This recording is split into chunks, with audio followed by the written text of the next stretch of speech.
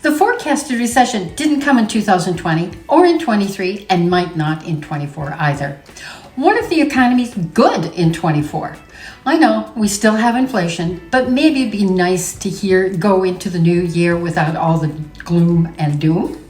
This is Mary Jo with some good news just for you. Look at what happened in 2020. Economists predicted a housing crash because of the pandemic, but the opposite happened. In 22, Bloomberg ran a headline forecasting 100% of chance of a recession in 23. Didn't happen either.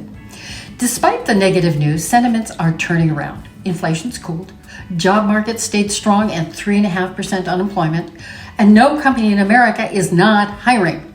Black Friday and Cyber Monday broke all spending records. A great pause fell over real estate because of interest rates, but consumers keep spending.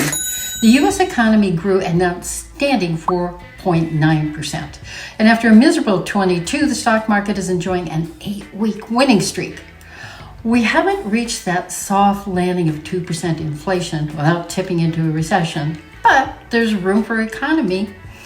The Fed likes what it's seeing and is hoping we're on the right track for 24. Me too. It's anticipating 3 interest rates cuts over the next year. Inflation is cooling, but that doesn't mean prices going back to 219. If the labor market stays robust, wages should keep rising, keeping up with inflation. The Fed hasn't cut interest rates yet, but we're already under 7%, which has inspired lots of hope in the housing market.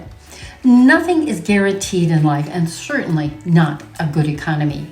Even if the U.S. avoids recession in 2024, it'll happen someday. Some economists still think a downturn is likely. The main risk is the Fed.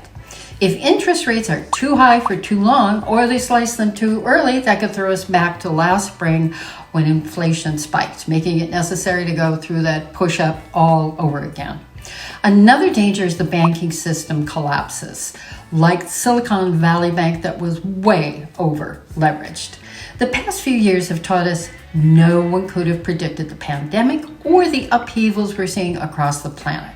Inflation dropped to 2.7%, maintaining a strong labor market and avoiding economic weakness. We're turning the corner on inflation with a deluge of online Christmas sales, and Wall Street just kicked off a rally within a whisker of an all-time high, making us all giddy. This is good news for real estate too.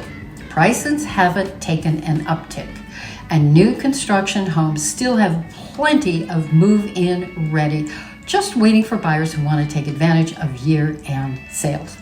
Could that be you?